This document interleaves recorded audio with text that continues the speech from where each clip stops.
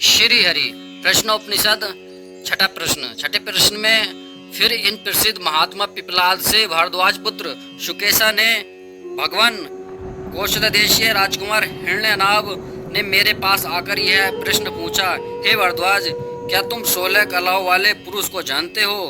तब उस राजकुमार से मैंने कहा, मैं इसे नहीं जानता। यदि मैं इसे जानता होता तो तुझे नहीं बताता। वह मनुष्य अवश्य मूल रूप से सर्वथा सूख जाता है, नष्ट हो जाता है जो झूठ बोलता है, इसलिए मैं झूठ बोलने में समर्थ नहीं हूँ। वह राजकुमार मेरा उत्तर सुनकर चुपचाप रथ पर सवार होकर चला गया। उसी को मैं आपसे पूछ रहा हूँ। कृपया आप मुझे बतलाइए कि वह कहाँ है और उसका स्वरूप क्या है।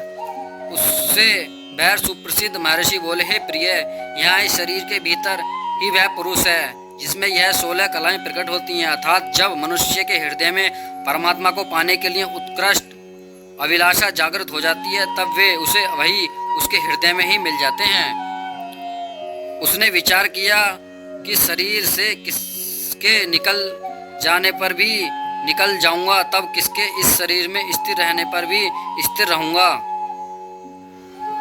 उसने यह सोचकर सबसे पहले प्राण की रचना की, प्राण के बाद श्रद्धा को उत्पन्न किया, उसके बाद क्रम से आकाश, वायु, तेज, जल और पृथ्वी, यह 5 महाभूतों को प्रकट हुए। फिर मन, अंतःकरण और इंद्रिय समुदाय की उत्पत्ति हुई। इसके पश्चात अन्न उत्पन्न हुआ, अन्न से वीर्य की रचना हुई। फिर तप, अनेक प्रकार के मंत्र, अनेकों प्रकार के कर्म और उनके फलस्वरूप भिन्न भिन्न लोकों का निर्माण हुआ और उन लोकों के नाम रूप की रचना हुई। इस 16 कलाओं से युक्त इस ब्रह्मांड की रचना करके जीवात्मा से सहित परमेश्वर स्वयं इसमें प्रविष्ट हो गए, इसलिए वह 16 कलाओं वाले पुरुष कहलाते हैं। हमारा ये मनुष्य शरीर भी ब्रह्मांड का ही एक सूक्ष्म रूप है। अतः परमेश्वर जिस प्रकार इस सारे ब्रह्मांड में है, उसी प्रकार हमारे इस शरीर में भी है, और इस शरीर में भी वह 16 कलाएं विद्यमान हैं। उन हृदय में स्थित परमदेव पुरुषोत्तम को जान लेना ही उन 16 कलाओं के पुरुषों को जान लेना है।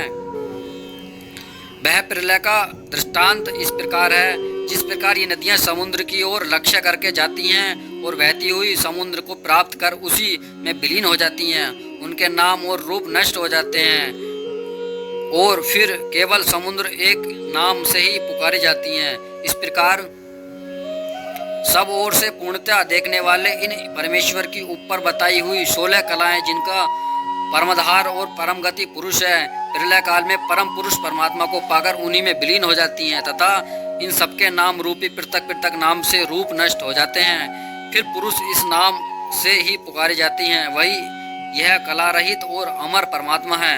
उसके विषय में यह अगला श्लोक है। रथ चक्र की नाभि के आधार पर जिस प्रकार अरे स्थित होते हैं, वैसे ही जिसमें ऊपर बताई हुई सभी कलाएं स्थित हैं, उस जानने योग्य सबके आधारभूत परम पुरुष परमेश्वर को जानना चाहिए, जिससे तुम लोगों को मृत्यु दुख न दे सके। इतना उपदेश करने के बाद उन प्रसिद्ध महर्षि पिपलाद ने उन सबसे कहा कि इस परम ब्रह्म को मैं इतना ही वेद जानता हूँ, अतः इससे परे अर्थात श्रेष्ठ और उत्कृष्ट तत्व नहीं है।